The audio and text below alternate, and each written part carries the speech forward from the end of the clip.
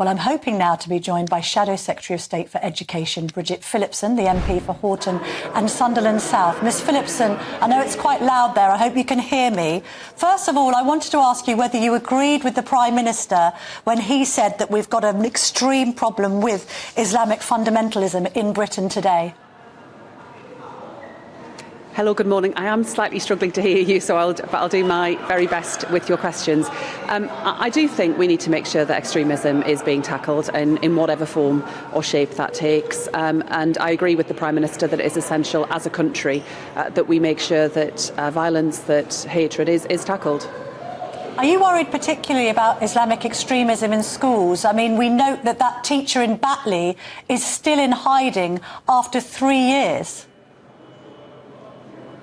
Of course, that is completely unacceptable, and I'm worried about extremism right across the board. It takes different shapes and different forms, and sadly it has led us to the position where there has been unacceptable violence and intimidation across our society. How would Labour change things, Miss Phillipson? I've heard from Robert Jenrick in the studio today saying that he thinks mass migration is a problem and that we need to put a cap on immigration. Do you agree with him? Well, we do. Of course, we need a migration system that responds to the needs of the economy and has done so in a balanced way. But I'm not convinced that that kind of rhetoric is going to aid the conversation that we have as a country about how we make sure we are tackling extremism and connecting the two in that kind of way. I don't think is necessarily the right way to be doing things. I mean, he's making the point that we accepted 745,000 people into the UK last year. That's a record high. And his point is it's very difficult to police who's coming in when the numbers are that high.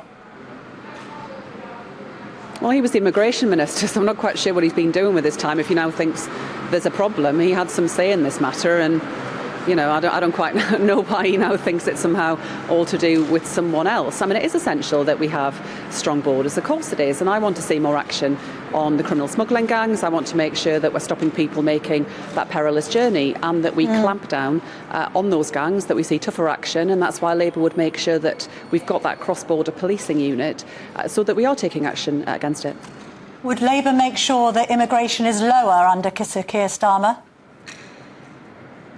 Well, I would expect immigration to fall. It's partly been a record high because of the Ukraine crisis and also the fact that we have quite rightly been taking in people from Hong Kong, for example.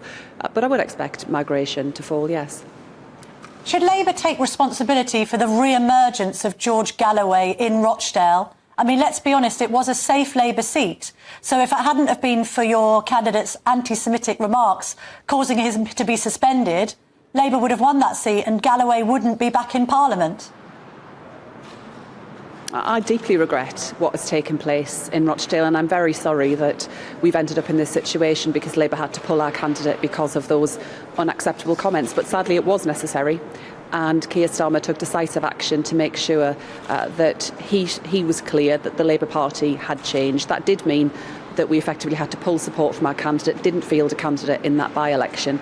But what we will make sure is that we will select a really strong candidate for the general election, which isn't too far away, and that candidate is someone who can seek to unite the community once more rather than stoke division, which I think is sadly what we're likely to see in the months to come there.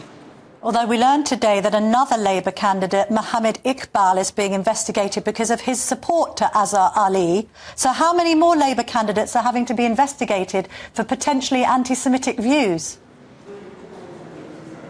You'll understand that we have a process in place where complaints are made and there is a full investigation, and politicians don't involve ourselves in individual investigations or individual cases. But it is absolutely right that where concerns are raised, they are investigated. We've got strong processes in place. That is why we ended up in a situation where we pulled support for our candidate in Rochdale because of the unacceptable nature of those comments. So it does often come at a price, but it is the right thing to do because we want to make sure that every Labour candidate who stands for elected office and going into that general election this year is of a high calibre and where we can be confident in their ability. Does Angela Raina face questions over this council house Farrago? 2 houses. We now find out that the house that she may or may not have been living in some years ago has had council money spent on it to lower a front curb. There are questions to answer here. I mean, the thing is Miss Raina is the first to start accusing Tories of not having their tax affairs in order. She should answer questions in the House about this, shouldn't she, Miss Phillipson? My understanding is that where it comes to tax, Angela Raina has sought advice and is clear that she has done nothing wrong. I think on some of the wider points that you're then making there, I'll be honest, I find some of that quite uncomfortable because it does relate to Angela Raina's personal circumstances and her family. And I do think we need to be slightly careful around some of that because of this does relate to at least one of her children, is my understanding. I know, but she's more than happy to throw stones at others when it comes to their own tax affairs. I appreciate tax is a personal matter, but at the same time, there are questions to be answered, aren't there, about whether she was living in this home, whether that was actually a second home, and whether she's paid enough capital gains tax. If she's got nothing to hide, then surely she answers the questions that are put to her. Well, I believe she has, and she has sought advice on the tax implications and has concluded that she has followed the rules around all of that.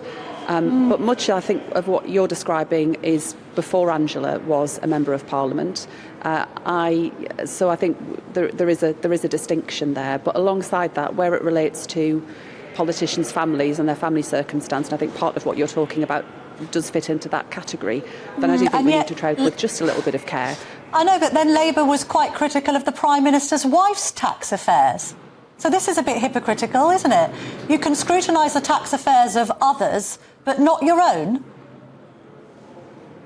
Well, I think part of what I'm talking about is also where it comes to children in this, and we do need to, I think, particularly exercise some care where it comes to children's privacy. But absolutely, I think where it comes to tax decisions that governments take where that there are potential benefits in the way that we've seen, I think that is absolutely right, because the Prime Minister has himself personally gained from some of this. But if Angela Raina's personally gained and there are tax implications, then she needs to explain herself, doesn't she? Well, as I say, she has answered questions on this and she's sought advice and is confident that she's followed the rules. You've described the Tories' childcare pledge as being in tatters. What would Labour do differently, Ms Phillipson? It is in tatters. It was a year ago that the Chancellor promised places for parents, new entitlements, and as those deadlines approach, parents are increasingly finding those options just aren't there, because what we got from the Chancellor at the last budget was a pledge with no plan to make it happen.